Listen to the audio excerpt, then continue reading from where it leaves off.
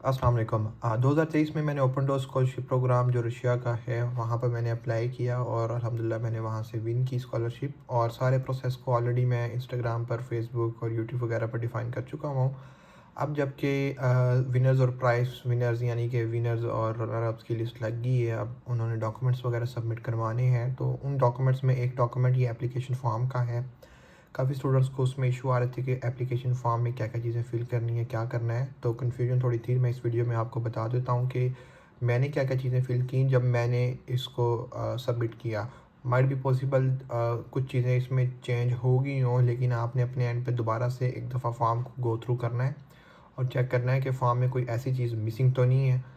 अब मैं आपको अपना फॉर्म दिखा देता हूँ। यहाँ मैंने इसको वर्ड में एडिट किया, ठीक है। तो यहाँ पर मैंने अपनी पिक्चर लगा ली सॉफ्ट कॉपी में। उसके बाद यहाँ पर सबसे पहले आपका कंट्री आ जाता है, ठीक है। थोड़ा सा आप नीचे करोगे, यहाँ पर ये कह रहे हैं कि वीज़ा इन्फॉर्मेशन। आपने वीज़ा इन्फॉर्मेशन को रिक्वायर्ड पर रखना है, यहाँ पर टिक कर लेना है इसको, ठीक है। फिर आपकी कंट्री आ जाएगी, आपकी सिटी आ जाएगी यहाँ पर लाहौर, सही। उसके बाद थोड़ा सा आप नीचे करोगे तो यहाँ पर आपका प्लेस ऑफ बर्थ आ जाएगा, ठीक है। सिटी और कंट्री आ जाएगी। उसके बाद डेट ऑफ बर्थ आ जाएगी। यहाँ पर आपका जो जेंडर आ जाएगा, मेल या फीमेल, ठीक है। यहाँ पर 8 पॉइंट पे थोड़ा सा आप नीचे और इसको स्क्रॉल करोगे तो यहाँ पर सिटीज़नशिप के मुतालिक वो आपसे पूछ लेंगे, ठीक है। थोड़ा सा और नीचे आप करेंगे तो यहाँ पर आपकी कंट्री आ जाएगी, पोस्टल कोड आ जाएगा, आपका स्टेट आ जाएगी, क्या कहते हैं इसको, सूबा आ जाएगा, ठीक है, रीजन। उसके बाद आपकी जो सिटी है वो आपने यहाँ पर लिख देनी है। थोड़ा सा नीचे करोगे, यहाँ पर आपने अपनी स्ट्रीट एड्रेस लिखना है मुकम्मल, जो हाउस नंबर और देन स्ट्रीट नंबर, देन जो आपका आगे एड्रेस है फर्दर। आपकी ईमेल यहाँ पर आएगी, ईमेल आपने लिखनी है। टेलीफोन नंबर जो ऑन हो वो लिखना है यहाँ पे। उसके बाद नीचे यहाँ पर आप देखो पेरेंट्स कॉन्टैक्ट उन्होंने कहा है कि पेरेंट्स का कॉन्टैक्ट लिखनी है इन्फॉर्मेशन। पहला जो है ना फैमिलिया इनका, यानी कि उनका सर नेम आएगा। जिस तरह के मेरा सर नेम बट है, जो मतलब कास्ट है, वो यहाँ पर बेसिकली लास्ट नेम से, जिसको हम फैमिलिया कहते हैं रशियन में, उसे ही आपको डॉक्यूमेंट्स में ऐड किया जाता है। मतलब सबसे पहले आपका फैमिलिया आएगा, फैमिली नेम आएगा, उसके बाद आपका नेम आएगा। जिस तरह के अगर मेरा है तो वो बट सैफुल्ला होगा। किसी ने अगर डॉक्यूमेंट में मेरा इन्फॉर्मेशन चेक करनी है तो वो पहले मेरा फैमिलिया लिखेगा, नेम लिखेगा मेरा। ये आपको जो है ना अपने डॉक्यूमेंट्स वगैरह से मिल जाएगा, या पासपोर्ट पे भी इजीली आपको मिल जाएगा, सर नेम जिसको कहते हैं। अच्छा, पेरेंट्स में जो है ना मैंने अपने वालिद का नाम लिखा हुआ है, उनका नेम आ गया। उसके बाद वो कहते हैं अगर यहाँ किसी के वालिद नहीं है तो वहाँ पर वालदा का लिख सकते हैं, या जो भी जिस पेरेंट का भी आपने कॉन्टैक्ट इन्फॉर्मेशन लिखना है, यहाँ पर उनका फुल नेम आ गया, ठीक है। उसके बाद उनकी सिटीज़नशिप आ गई और उनकी भी डेट ऑफ बर्थ हमें चाहिए होगी, वो हमने यहाँ पर मेंशन कर देनी है। उनका ईमेल आ जाएगा, पेरेंट्स में से किसी का ईमेल आ जाएगा, और उनके जो है ना वो आप नंबर दे सकते हैं, 1 2 जितने भी आपने देने हैं। थोड़ा सा आप नीचे करें इसको तो यहाँ पर आपने अपना पासपोर्ट नंबर लिखना है, ठीक है। उसके बाद पासपोर्ट की डेट ऑफ इशू लिखनी है, और यहाँ पर उसकी वैलिड टिल जो भी आपकी डेट होगी, एक्सपायरी डेट, वो आपने लिख देनी है इसी पैटर्न में, जिस तरह का ये पैटर्न इन्होंने मेंशन किया है, पहले डे, मंथ और फिर ईयर। थोड़ा सा नीचे करेंगे तो वो आप कह रहे हैं कि जी अगर आपने जो लास्ट डिग्री कंप्लीट की है वो जिस यूनिवर्सिटी कॉलेज से किया, आपने उसका यहाँ पर नाम लिख देना है, ठीक है, जहाँ पर आपने कंप्लीट की है स्टडी। थोड़ा सा नीचे और आ जाए तो वो कहते हैं कि जी आपने लास्ट डिग्री कौन सी कंप्लीट की है उसको मेंशन करें। अगर आपने मास्टर की है तो मास्टर कर दें, आपने बैचलर्स की है तो बैचलर्स कर दें, ठीक है। तो आपने अकॉर्डिंग टू दैट आपने कर देनी है, जिस डिग्री की बेस पर आप अप्लाई कर रहे हो। फिर आपने अपने कंट्री लिख देना है, सिटी लिख देना है, आपने यूनिवर्सिटी का एड्रेस लिख देना है यहाँ पर, और उसके बाद अपनी ग्रेजुएशन ईयर लिख देनी है। थोड़ा सा नीचे आओगे यहाँ पर तो यहाँ पर आपको मेंशन किया गया होगा कि आप जो अब आगे क्या करना चाह रहे हो, level of education that you want to get in Russia. So यहाँ पर पोस्ट ग्रेजुएट मैंने, अब मेरा क्योंकि पीएचडी था, यहाँ पर रशिया में आप मास्टर की बेस पे पीएचडी कर सकते हो, तो फिर मैंने पीएचडी को यहाँ पर सिलेक्ट किया, पोस्ट ग्रेजुएट स्टडीज़ को। थोड़ा सा और नीचे आ जाते तो यहाँ पर वो पूछते हैं कि मोड ऑफ स्टडी क्या होगी इसकी, फुल टाइम है, ठीक है, हमने फुल टाइम करनी, पार्ट टाइम टू टाइम कोई भी नहीं होगी हमारी। थोड़ा सा और नीचे स्क्रॉल कर लेते हैं तो यहाँ पर 26 पॉइंट पर हम अपनी यूनिवर्सिटीज़ को जो है ना मेंशन करेंगे, प्योरिटी वाइज जिस यूनिवर्सिटी में भी आपने अपने जाना है तो यहाँ पर आप मेंशन कर दोगे, ठीक है। यहाँ पर उन्होंने लिखा हुआ है कि do not choose more than 3 educational organisation from one federal region. यानी कि आप किसी एक रीजन से जो है ना वो कितनी 3 से ज़्यादा यूनिवर्सिटीज़ ना सेलेक्ट करो। तो आपने यहाँ पर अकॉर्डिंग टू आप रख सकते हो मॉस्को, काज़ान, सेंट पीटर्सबर्ग और कोई अगर आपको सिटी है तो मेरे ख्याल अगर आप 3 सिटीज़ को भी देख लोगे उसमें भी 2-2 यूनिवर्सिटीज़ को सिलेक्ट कर लोगे तो दैट्स फाइन।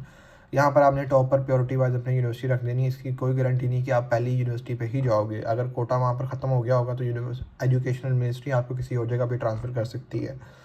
अच्छा, उसके बाद यहाँ पर वो आपको कह रहा है कि अपनी नेटिव लैंग्वेज बता दो। मैंने उर्दू सेलेक्ट कर ली। फिर वो मेरे से पूछ रहा है कि अगर आपको कोई दूसरी लैंग्वेज फ्लुएंसी जिसमें है तो आप वो बता दो। तो फिर मैंने वो मेंशन कर दी यहाँ पर।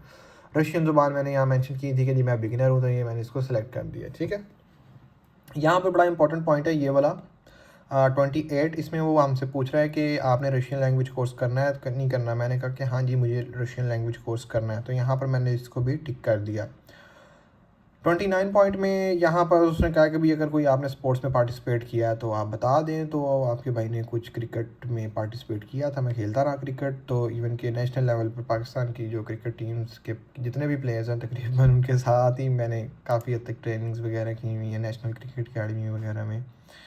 तो एनीवेज़ उसके बाद थोड़ा सा आप नीचे आ जाएँ तो वहाँ पर वो क्या कह रहा है कि जी आपने जो टेस्ट दिया जिसकी बेस पर आपकी सिलेक्शन हुई है तो आपने ये सिलेक्ट कर लेना है एकेडमिक कंपटीशन। ठीक है, और आपने जो यहाँ पर अदर्स में आपने open doors Russian scholarship programme को सिलेक्ट कर लेना 32 वाले पॉइंट में। थोड़ा सा नीचे आप आओगे तो यहाँ पर आपके डॉक्यूमेंट्स की लिस्ट आ जाएगी कि कौन कौन से आपने डॉक्यूमेंट्स इस फॉर्म के साथ अटैच किए हैं। इनमें मैं मेन आपको बता देता हूँ। आपकी last degree, transcript, police certificate, medical में यहाँ आपको 2-4 चीज़ें मिलेंगी कि HIV, AIDS and then hepatitis और अदर सर्टिफिकेट्स फॉर मेडिकल। आप किसी सरकारी हॉस्पिटल के अंदर जाओगे तो वहाँ उनको बताओ कि भाई मैंने बाहर जाना है तो मुझे मेडिकल चाहिए उसके लिए। तो वो एक ही मेडिकल के फॉर्म पर आपके सारे टेस्ट कर देंगे। ठीक है, वो मेरे ख्याल आपको 1 हफ्ते तक मिल जाएंगे। सरकारी हॉस्पिटल से करवाना, किसी प्राइवेट जगह से नहीं करवाना। उसकी नोटराइजेशन और ट्रांसलेशन के मतलब मैंने पहले ही बता दिया। अगर किसी को फिर भी उस हवाले से कोई चीज़ चाहिए या बंदे का कॉन्टैक्ट इन्फो चाहिए मैं आपको वो शेयर कर दूँगा। इंस्टाग्राम पर आप मुझे रीच आउट कर लें। अच्छा जी, इसके बाद यहाँ पर क्या है कि आपने मतलब इसको टिक कर लेना है, इस वाले को ऑप्शन को और इस वाले ऑप्शन को, कि आप एग्री कर रहे हैं उनके जो भी रूल्स एंड रेगुलेशंस हैं। उसके बाद आपके यहाँ पर सिग्नेचर होंगे। आपने अगर डिजिटल सिग्नेचर करने हैं वो देख लें। आपकी जो डेट वगैरह होगी यहाँ पर आपने वो यहाँ पर मेंशन कर देनी है। अच्छा, यहाँ पर ये वाले हिस्से को आपने साइन मेरा नहीं ख्याल करना क्योंकि यहाँ पर लिखा हुआ है कि ऑफिसर्स पोजीशन। यस, तो हमने यहाँ पर नहीं करना हुआ। यहाँ पर लिखा भी हुआ है information about the representative who verified the completeness and reliability of this application form. ठीक है भैया, तो यहाँ पर आप साइन करोगे, अपनी डेट वगैरह डाल दोगे। तो मेरे ख्याल में काफ़ी हद तक चीज़ें मैंने क्लियर कर दी हुई हैं। इसमें डॉर्मिटोरी का एक ऑप्शन मुझे मिल नहीं रहा कि वो डॉर्मिटोरी का ऑप्शन कहाँ पर था जो मैंने सेलेक्ट किया था। एनीवेज़ आप अपने एंड पे भी इसको ज़रा जो है ना वो एक दफ़ा पढ़ लें। यहाँ पर डॉर्मिटोरी का ऑप्शन मुझे याद नहीं है कि वो किधर गया, लेकिन आप अपने एंड पे सारे फॉर्म को दोबारा से पढ़ें और दोबारा से पढ़ के इसमें कोई चीज़ अगर मिसिंग होती है या कोई चीज़ नहीं आती है तो वो आपने लाजमी चेक करनी है, क्योंकि बहुत सारी ऐसी चीज़ें जो वेबसाइट पे थी जब मैंने अप्लाई किया था वो चेंज हो गई हुई हैं।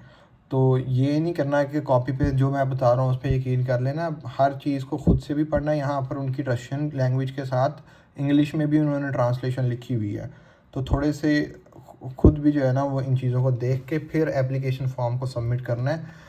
काफ़ी आसान चीज़ें थी, मैंने आपको काफ़ी हद तक क्लियर बता दिया। अब इसके बाद जो अगर फिर भी किसी का कोई क्वेश्चन हो तो वो मुझे इंस्टाग्राम पर रीच आउट कर ले, क्योंकि मैं ज़्यादातर वहीं पर ऑनलाइन होता हूँ। ठीक है जी, ओके भाई, अल्लाह हाफिज़।